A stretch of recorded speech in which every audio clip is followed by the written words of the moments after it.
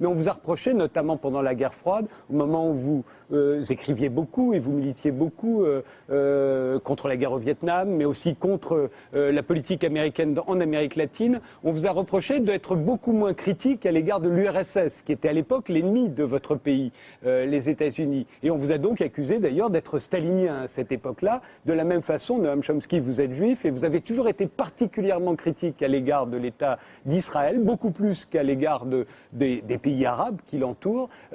D'où vous vient cette sévérité à l'égard de ceux qui vous sont a priori le plus proches? Pourquoi c'est toujours contre eux que vous êtes si sévère?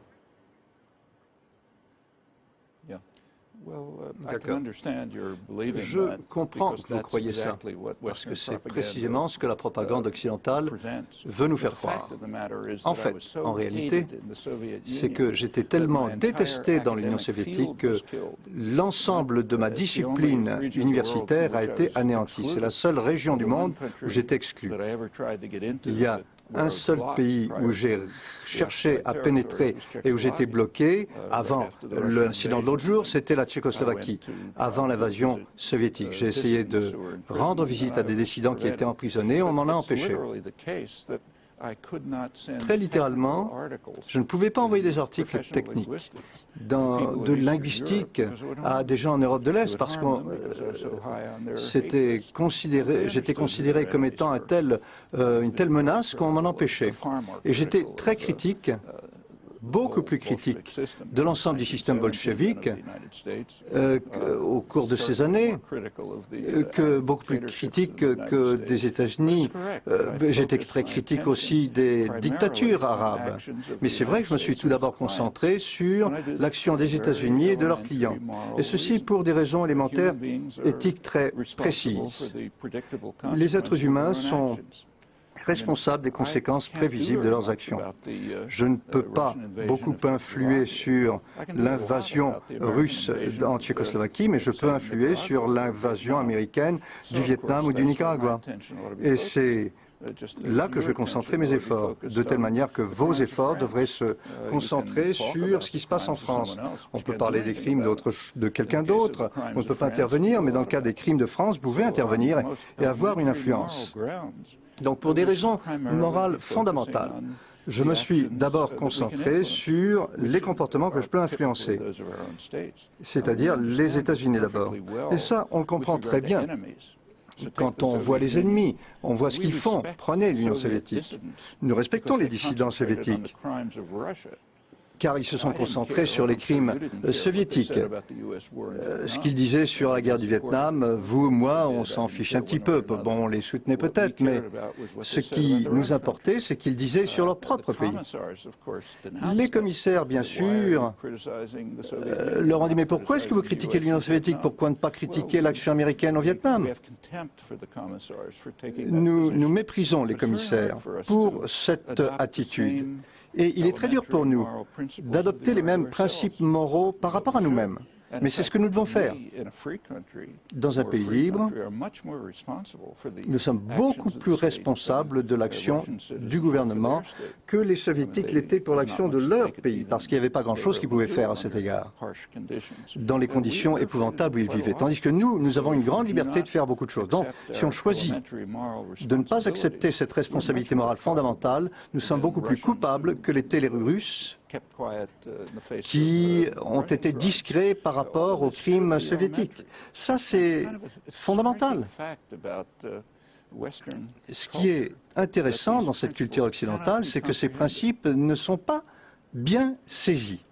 Alors justement, on a l'impression, mais vous pouvez me corriger, Noam Chomsky, on a l'impression que votre critique la plus radicale est à l'égard, je dirais, des Blancs, à la fois de l'Occident, les Européens et les Américains, et cela depuis quasiment la découverte de l'Amérique par Christophe Colomb. Vous avez d'ailleurs écrit un livre qui s'appelait L'an 501, La conquête continue, 500 ans après la découverte de l'Amérique par Christophe Colomb, la conquête continue. Et la politique étrangère de l'Amérique, pour vous, c'est la guerre, depuis toujours. Vous faites allusion très souvent à cette injustice sauvage des Européens, et vous citez Adam Smith. D'ailleurs, on dirait que pour vous, les Blancs, depuis 500 ans, n'ont qu'une idée, c'est dévaliser le monde. Et le capitalisme, comme la démocratie, serait des armes de propagande pour nous permettre de dévaliser le monde. Est-ce que je me trompe? Est-ce que c'est bien la vision que vous continuez d'avoir? Et en ce sens-là, Israël, que vous liez aux États-Unis, serait simplement le poste avancé de l'Occident au Moyen-Orient.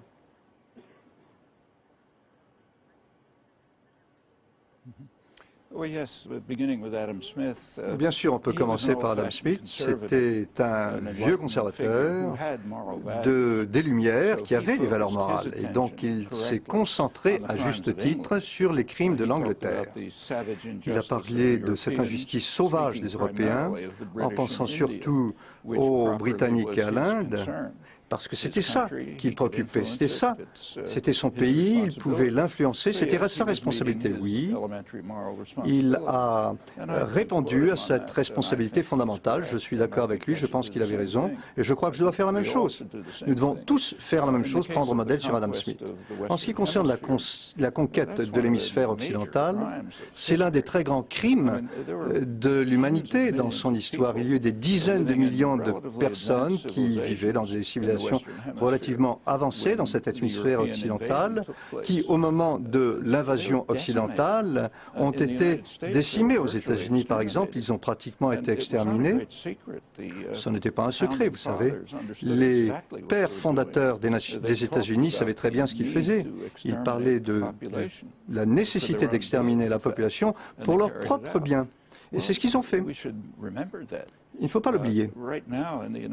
Actuellement, aux États-Unis, en Grande-Bretagne, dans les grands journaux intellectuels progressistes, les principales publications, on va jusqu'à nier l'extermination massive qui a eu lieu et on accepte ça comme si c'était un fait acquis. Je trouve ça choquant et ça, il ne faut pas le permettre. Il faut bien se concentrer sur notre propre histoire, ce que nous avons fait. La France doit faire la même chose. Prenons un cas concret. Il y a eu un grand tremblement de terre à Haïti il y a 2-3 mois. 200 ou 300 000 personnes sont mortes. Pourquoi cette catastrophe? Il y a eu des séismes ailleurs. Il y a un certain nombre de raisons et une grande responsabilité appartient aux États-Unis et à la France. Haïti était la colonie française la plus riche. Elle a énormément contribué à la prospérité française.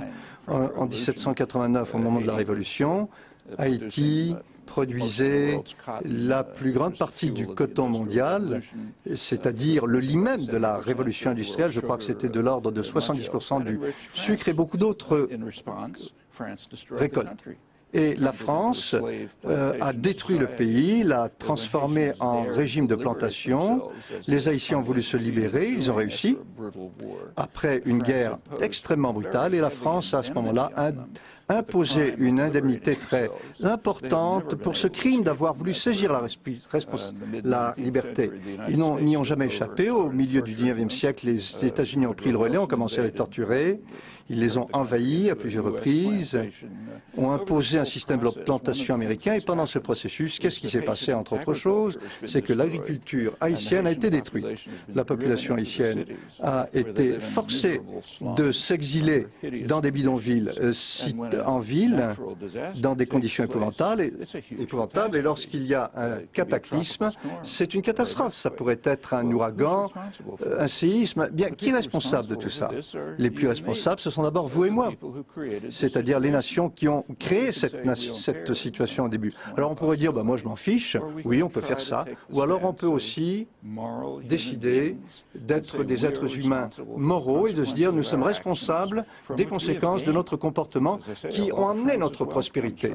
Une grande partie de la prospérité française vient de l'Haïti, une partie de la prospérité américaine aussi. Lorsqu'il y a un cataclysme, là-bas, nous en sommes responsables et nous devons payer des indemnités pour réparer la situation. Ce n'est qu'un cas. Regardez l'histoire, il y a beaucoup d'autres cas. Par exemple, le Vietnam. Justement, juste après les attentats du 11 septembre 2001, Noam Chomsky, vous avez sorti un livre 2 mois plus tard sur le 11 septembre, un livre d'entretien, un livre qui a eu un succès colossal dans le monde. Il a été traduit dans plus de 20 langues et il s'est vendu à des millions d'exemplaires, au moins dans 30 pays. Livre dans lequel vous disiez évidemment que cet attentat était atroce, pour les victimes, c'était atroce, mais au fond que l'Amérique l'avait bien cherché. C'est dans la même idée, finalement, c'était ce que l'Amérique devait s'attendre à ce type d'attentat, parce qu'elle, finalement, elle n'est pas innocente